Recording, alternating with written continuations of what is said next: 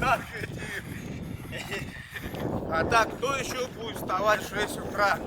Только фанат своего дела.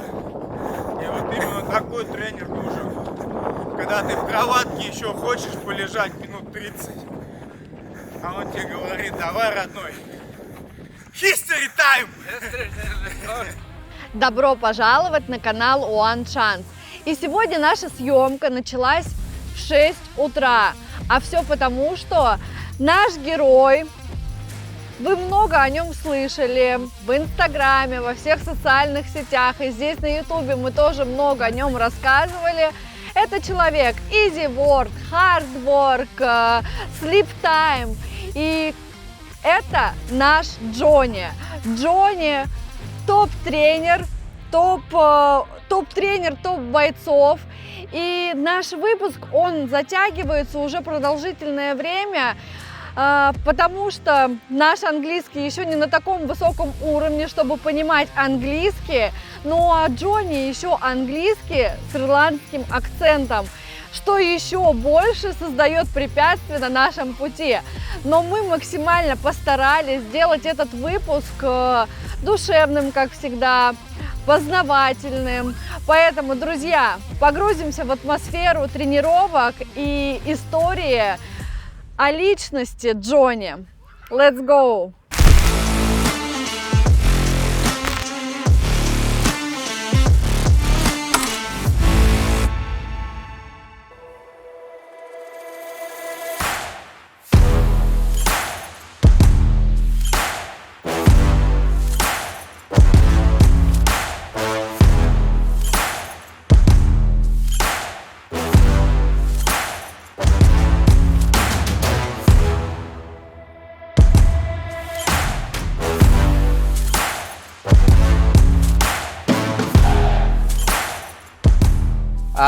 My name is John Hutchinson. I'm the head boxing coach in Tiger Muay Thai. My childhood, I had a great upbringing. I had a good family. My life was really good Irish background. Like growing up in Ireland was great. Around 13 years old, I had my first try of boxing, me and my friends, and I was only for a short spell, but my whole family was a big boxing family. My granddad, my uncle, my brother, and my sport was football. I played football a lot, and then when I got to about 17 years old, my brother was fighting at a high level. So the jealousy kicked in. I wanted what he wanted, so I started training, and I just got hooked on fighting. That was it. It was within 2 weeks of training, I had my first boxing fight, and that was it. I've just ended up traveling the world with fighting, and here I am now in Thailand, head coach Tiger Muay Thai, training world champions. It's been a good journey.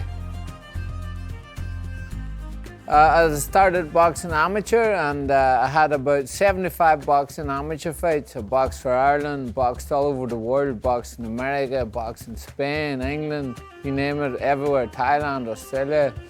I went professional, I had 17 professional fights. So I had fought for the WBC title, I won the WBF world title. The list went on. I came over to Tiger Muay Thai when I was about 30 years old, 31 maybe, and I had a fight lined up in Australia, and I came here my first time, and Tiger Muay Thai asked me to help guest coach coaching. I wasn't a coach at the time, and within a few weeks I started working, and people started calling me a coach, and I was like, hey, I'm not a coach, I'm a fighter. But people started calling me coach, and it felt weird. Maybe a few weeks later, Petr Yain came up and asked me could I do some boxing with him. And at that time, I said, yeah, sure. And me and him just clicked. We had no English, no Russian, we had no language between each other. It started from there. I went home that day and he texted me and said, hey coach, when we're training next? And I was thinking to myself, I'm still going to fight at this stage. more and more went on, I started to fall in love with Thailand, as you do. Like, it's one of the best countries in the world, and I didn't want to leave Tiger. I was like, it felt like home to me. And I was still fighting at the stage, but coaching became really serious for me. I started to know, like, whoa, I knew what I could do with guys, and I got hooked on it. It's something like I was so passionate about. I could see people improving very fast. Got very serious then. I think within 2 years of coaching, the fighting step back, I put the fighting aside. I got very serious. People I was training started to knock people out very fast. And within 2 years, I won the world UFC title with Petr Yan. The following year, along came Anatolio Malыхин. Similar situation, no language between us, no really cool guy, so humble, good guy, wrestling background, and we started to work, and there was something about this guy, and it just clicked, and I was like, we kept working and working, and the following year later, we won the one championship heavyweight world title, and we built a big bond, and it's gone on and on from there as well. I'm currently training Fabrisio Andrade, one championship fighter. His next fighting John for the world title as well. October 21st, this could be 3 world champions inside 3 years now. So it's just growed and growed from there. I like to keep a small circle. I don't want to be a coach with 10, 15 fighters. Maximum 3 fighters, everybody will get full attention, and they're like, we're like this, we're like brothers. I'll get Anatolия to sort them out. One punch.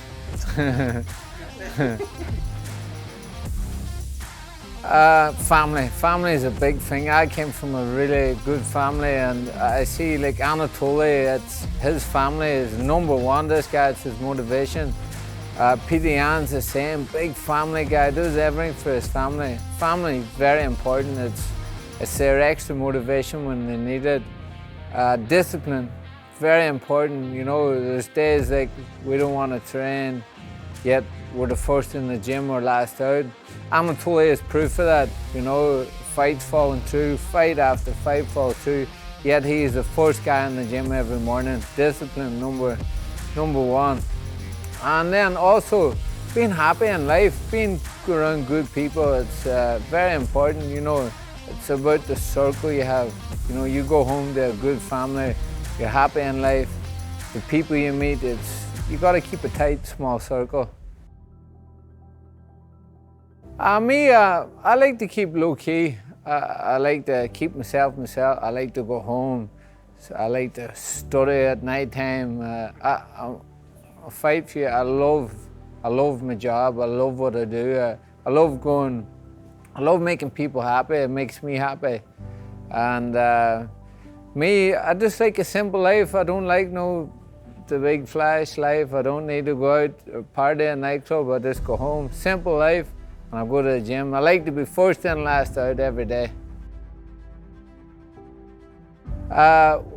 I had a feeling that I was always going to be a coach. I had, in Ireland years ago, I was about 19 or 20, and I was starting to fight full time. I was moving away from amateur fighting, going into the professional scene.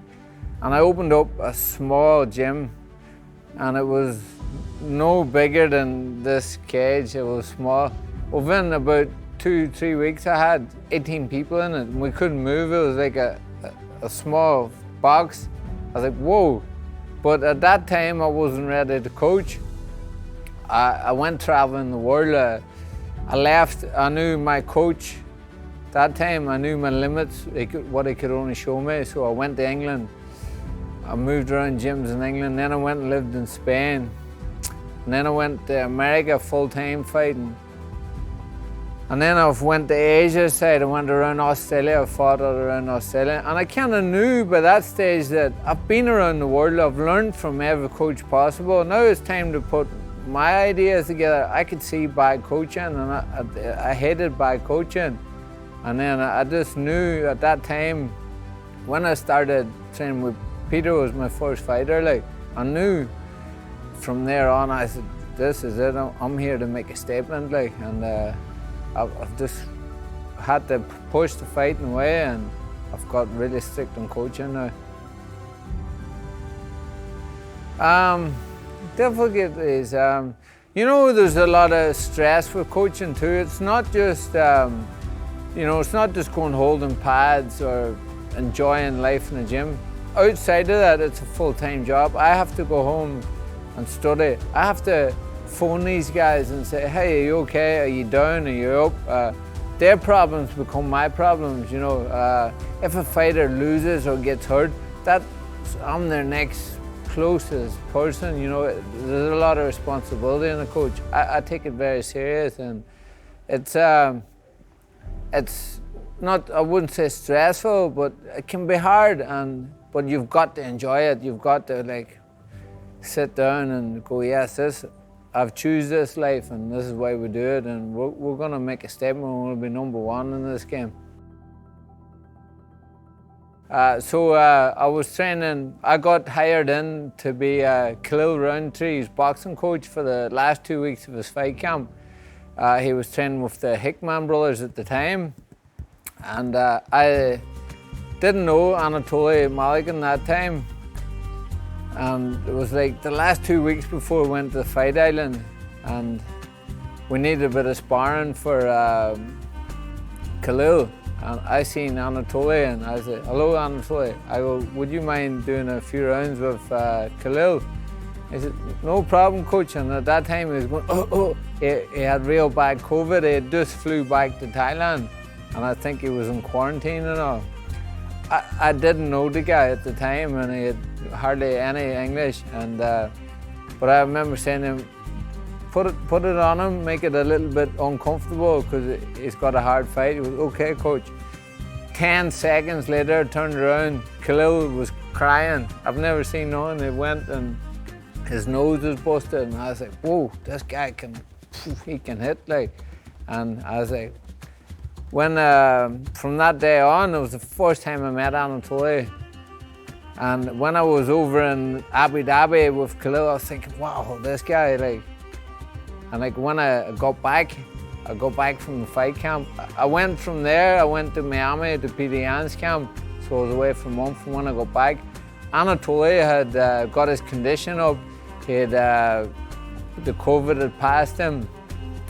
And then I said to Anatolия, I don't know how we got connected. We got connected, and he says, work, and he offered me to pay me. I said, no, I don't want no money, I want to help you. And I just knew this guy was going to be a real dynamite, like. And because, you know, he had power in his hands, he was always in the gym. I was like, how did I not see this guy for a long time? Like, it was just, maybe I was so, like, busy with work. I was, whoa. On that day, I remember the first session, and we had no English, and we had like a little bond, like we picked up each other. And I just said, this energy in this guy is number one. What a guy. And then just we built from there, like 1 year later, champion. Work rate and willing to outwork anybody. I'm a big believer in hard work. Anybody can work hard, but it's like the extra, you know, it's the extra bits, like the sprint work people don't want to do. Like Anatolия is another example. Like, name one heavyweight can sprint like that guy. No heavyweight wants to run like them. He's training like a bantamweight. The speed of him is the fastest heavyweight on the planet. Just one example. People that doesn't want to get out of bed at 6 in the morning to go run on the track. The people do that, I guarantee you they're a step ahead already. That's what it takes to be a champion. Yeah, so for fighters, number one have got to be a clean life. They've got to live not just a clean life in the gym, a clean life outside the gym. You know, there's no point coming being the hardest worker in the gym and then going home on the weekend going to a rave or going out nightclubbing, and then to spend the following week sweating alcohol at you. You're just burning the candles at both ends. It's a real champion has got discipline outside of the gym, where they go home and switch off, keep themselves, study, eat the right food. That's a champion. So the first fighter I trained was Peter Yain, and I knew from day one he was going to be a champion. When we won the belt, now he hasn't got the belt no more, and we just started doing the camp again, and we're going to win that belt back. Peter Yain, super athletic, hits super hard, fast movement, good wrestling, good all-round fighter now, you know, not just boxing, striking, and he'll be the champion again. Anatolio Malыхин is going to be a double-weight champion soon, won one belt. We're going to go down a weight, win another belt. We're going to take the belt off the fake champion, the chicken guy as well. We're not even going to mention his name because he's not worth it. And within time, Anatolia could have 3 belts around him. The guy is more than a champion. He's number one. He's going to rule that division for a long time. His work ethic is untouchable. Nobody will outwork him. 6:30. If I sit down and told you, let's train 7, he'll be at 6:30. That's just the kind of him. He's super work. Cannot stop the guy. I need to tie him up to keep him out of the gym. And Fabrisio Andrade, next fight. This year is my first year working. I've trained Fabrisio for a long time, but then COVID came. He went back to Brazil, and COVID was hard.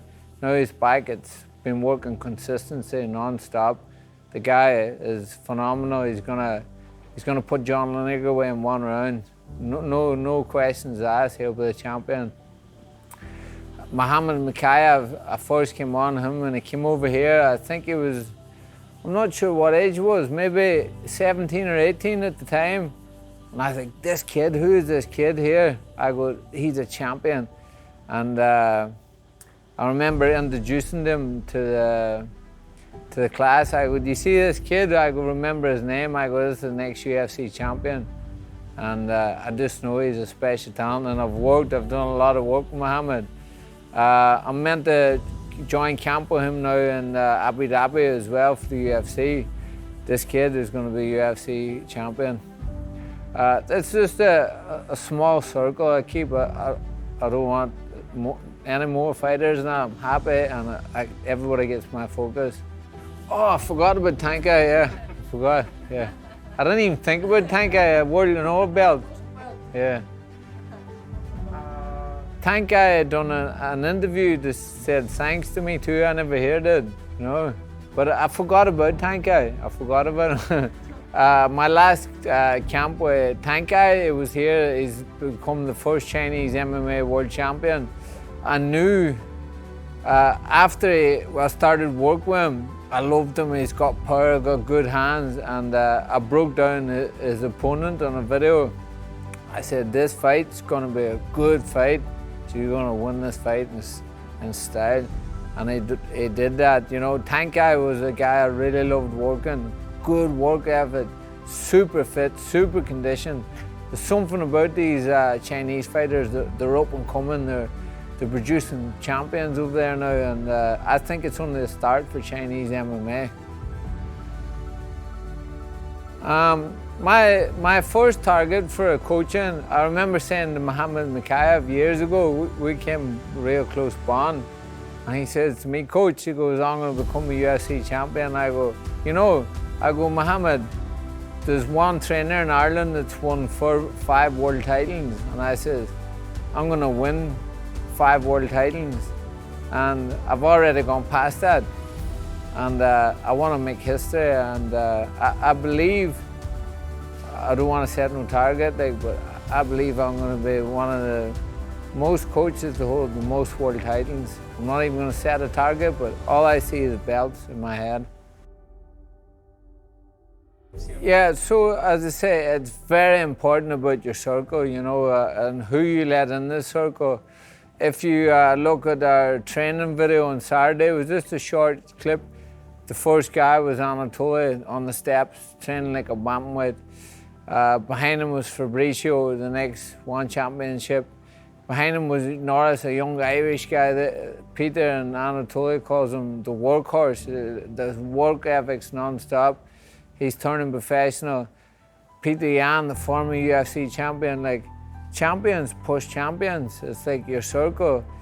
Anatolio got bad news about his fight being cancelled, and I give Fabrisio a nudge. I said, let's motivate this guy. Let's keep his spirits high. It's like it's your circle. It's not just one guy. It's like who you're around. You know, belief is another big thing in coaching. Sometimes I would say that my fighters, I'll give Anatolia as a perfect example. I'd say I call him like the Russian Tyson, and I would say, you know, like look at this, and then I would make videos up and show the resemblance of combinations, two guys together, Anatolia banging guys out and Mike Tyson banging guys out, and I go, this is why we call you the Russian Tyson.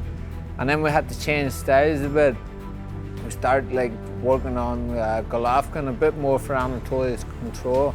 Now look at your control, look at your movement, and showing clips of two fighters together, and like, whoa, it shows them like how far they've came on. Like they're not just like a wrestling guy now, they're really hard hitting strikers. And once they see that, and once it starts going off in sparring, and once they start dropping guys like flies, and then they know they're real, then the belief kicks in. They're like, yeah, I know what we're working on. I think now, this year alone, if I'm right, with 1 out of 11 fights, I lost one fight. I had done a short fight camp with Marlon Moraes. I didn't really get long enough for Marlon, but take nothing away the guy fight, good fighter. It was just youth against a fighter on his last days. Out of them 11 fights, we've had 10 knockouts and 6 bonuses now. It's been a lot of knockouts this year. And when you get them guys to believe that they can put anybody's lights out, you're winning straight away. Me? You know, yesterday I was away filming with the UFC on the boat, and they said to me, have I watched the Cinderella Man? Have any of you seen it? No. But they said there's like a coach in the Cinderella Man, and they said you have to watch it, John, because yesterday we were all swimming and they didn't, and whatever, I took my t-shirt off, and like, whoa, you're in good shape, like. And they're like, you have to watch the Cinderella Man. Is this coach? They're like, whoa, and then they started beating guys up. So I don't know. I don't know. Nobody ever says to me, you look like this guy. So I don't know. That's a good story. Yeah, but I want to go and watch the Cinderella Man now. I've never seen it. Somebody once said, I had a message one time. Me and Anatolio was in Singapore, and there's like a short clip of us coming walking out, and the both of us are smiling. And they were like, whoa. He goes, I've never seen two happier guys, so happy. But when the fight comes, the angel guys were just so happy, like, no, but you wouldn't even think, wouldn't we not? They're always smiling, me and Anatolio. There's something about it. I haven't really got any favorite songs. I love Russian music. I don't know the words, but it's so intimidating. Like I hum along, and I always like play it when Anatolia the songs or Peter Yain. I love Russian music. I don't understand it, but something about it. When I was younger, what's that song Anatolia always plays? Remember, I'll get it. My phone.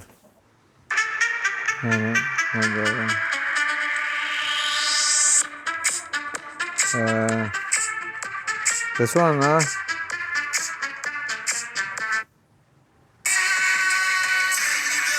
No, not that one. I saved them all, like. It's not that one, there's one. Yeah, that one good too. That one he played in Singapore.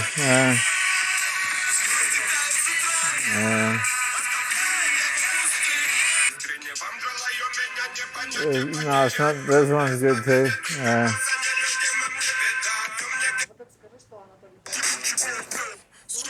That's a good one too, isn't it?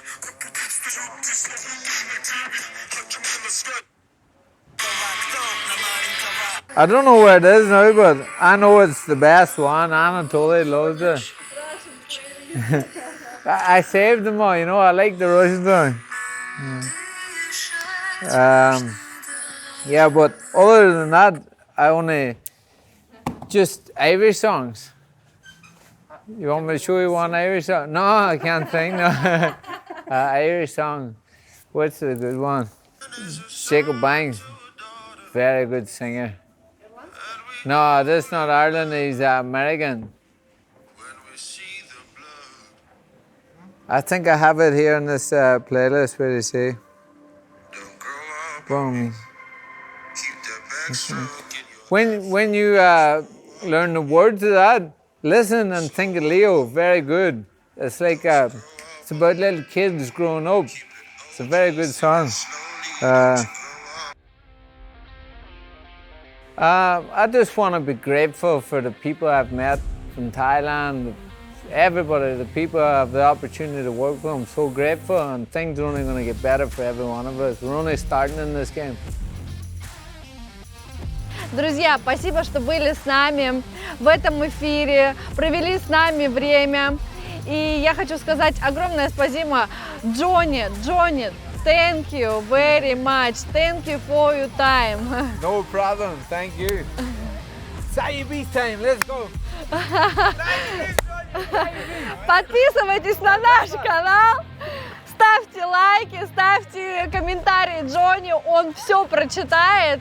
И наша короночка Джонни, let's go!